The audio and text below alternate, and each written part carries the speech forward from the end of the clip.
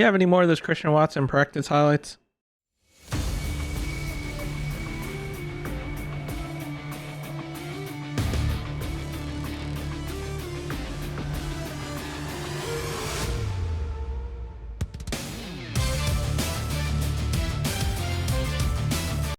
How's it going, everybody? Welcome back to another video. With day 2 now officially done, this practice was pushed indoors due to weather, so the public was not able to be in attendance, but media members were still allowed, so we were able to get some highlight videos once again through Twitter. I figured we pull some of them up, react to them, have a brief summary of them. All right, so first clip we have here is Aaron Jones and AJ Dillon gonna go through some running back drills. AJ Dillon is freaking huge. Like, I don't think I will ever get over the fact of how huge his quads are, and to be that smooth. He's got good agility. That's impressive. I can't wait to see what he does this year. And if I haven't said it enough, the quads on this man, I think they got bigger. I swear they got bigger. And man, is he still nimble at that size. Jeez. And moving on, we have Rodgers throwing to Sammy Watkins, doing pretty much over the shoulder catches. And here we have another clip of Sammy Watkins going through some receiver drills, just getting used to press coverage. I am excited. I feel like he is definitely going to make the roster, especially with how Matt LaFleur has been talking. It seems like LaFleur and Aaron Rodgers have a lot of high hopes for him, and Aaron Rodgers has him as one of the top 3 receivers in his mind, but Rodgers said he goes off base production and not potential, which is pretty smart. Then moving on to the receiver, many of us are keeping an eye on Christian Watson, going through some drills. I guess it's getting used to a back shoulder pass. It's not from Rodgers though, so. Then we have another clip. This pass is going to be from Rodgers to Christian Watson for over the shoulder catches, and that he's got some good arc on that pass. Really good arc. So definitely testing receivers. Can they track the ball? You can see he slightly had to adjust last second with, I don't know if that was intentional with the late reach, but definitely testing his rookie receiver, which is good. And on this next one, we have Christian Watson and also Randall Cobb lined up, doing some end zone drills, in and an out. So he's pretty much running a zig route.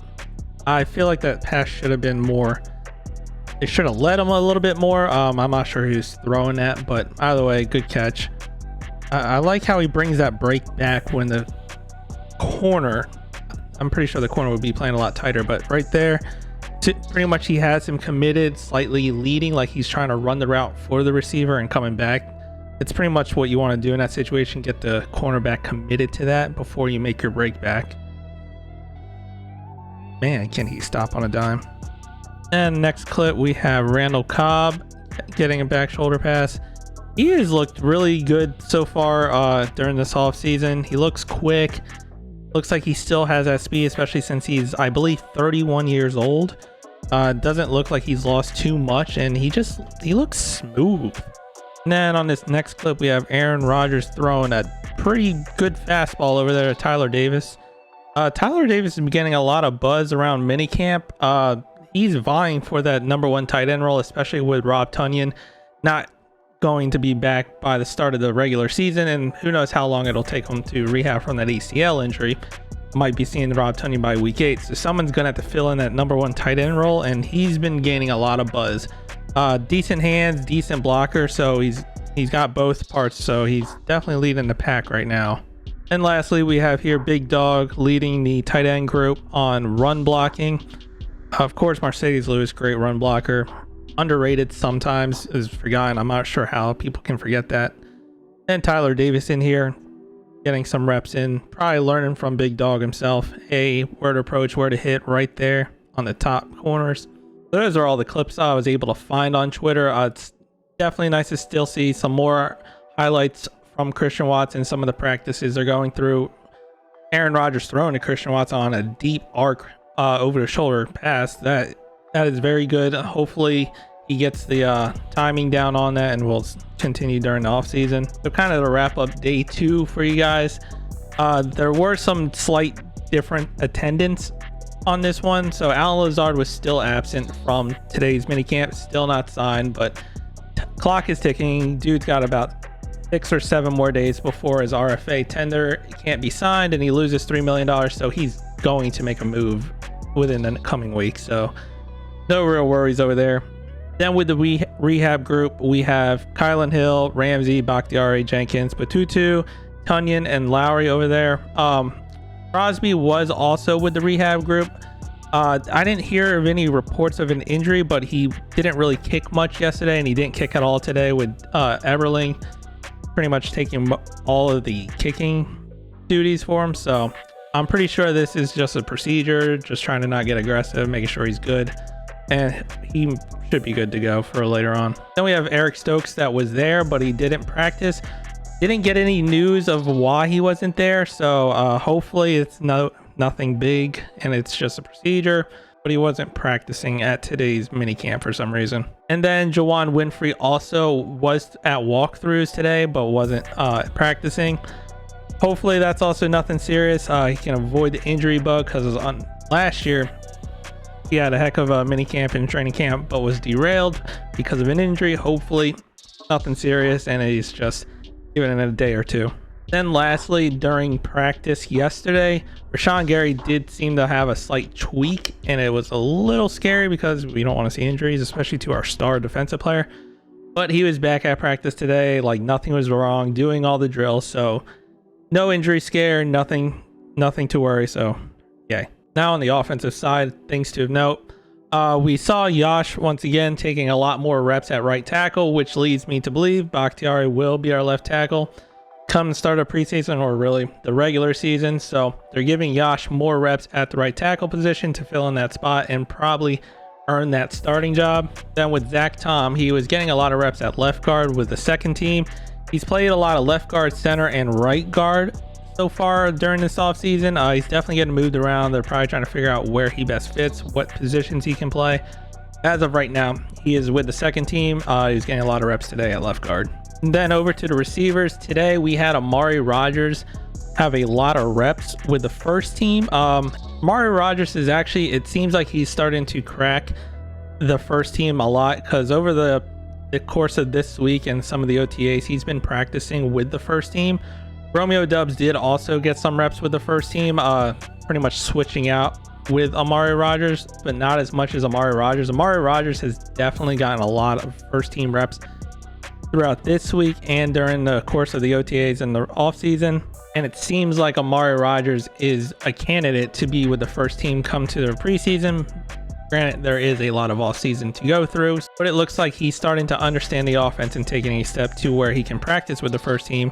Now over on the defensive side, as I said earlier, Eric Stokes wasn't there today, so in his spot, Cassian Nixon did take his spot at the right cornerback position, and also dabbled playing slot cornerback with Rasul Douglas bouncing outward. So it looks like Nixon is earning that fourth cornerback slot. He's been getting a lot of reps in the absence of when Ja wasn't there, or Rasul, or now Eric Stokes.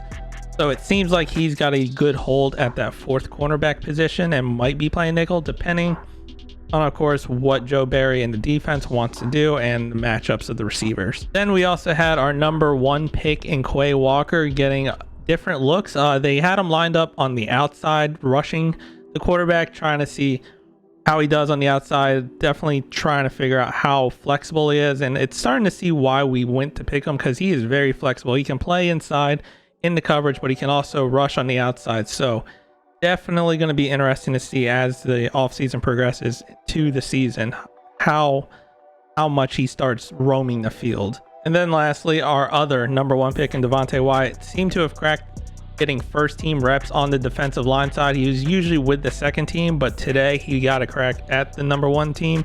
Devontae Wyatt seems like he is making good strides, and I do feel like we'll eventually have him with the first teams a lot more, especially as the season comes. I didn't expect him to start with the first team with the regular season, but depending on how his offseason and how he gets the defensive playbook and how he looks, he might be playing with the first team a lot sooner than later. Then over on the safety side, it still looks like Sean Davis is our third safety. He's still getting a lot of reps as a third safety and seems to be working with the first team and ahead of Vernon Scott and Agnes Gaines for that spot. Now, a name to note that we haven't heard much of, but was getting first team reps today at the linebacker position is Ray Wilborn. So it's going to be interesting to see if he continues to get first team reps and what they might have planned for him as the offseason continues. And then over on the special team side, as I said earlier, Mason Crosby didn't kick any balls today. He's with the rehab group, so Dominic Eberle was taking all the kicks. He was good on both of his field goals, especially when one of them was a high snap, but Pat O'Donnell handled the snap perfectly and got it down, so Eberle could kick a good field goal. And then on the punt returning side, we did see Gafford and Nixon lined up as the top two gunners. And on the receiving of the punt side, we had Romeo Doubs, Amari Rogers, and Randall Cobb receiving punts and getting practice there. Romeo Doubs did have a muff in where Gafford was able to get downfield really quickly. Makes sense, he's stupid fast. Was able to make a recovery, so Rico is vying for a possible special team spot, especially after switching from wide receiver to corner. And that's all about there is. That came out of today's minicamp. There will be a third minicamp, but it is closed to the media, I believe, so we might not get any news from them unless Packers.com decides to release something just because they're the official Packers source. But let me know what you think down in the comments. If you like the video, hit the like button. Subscribe to the channel if you like this kind of content. It's all going to be more Packer stuff. And as always, go Pack Go.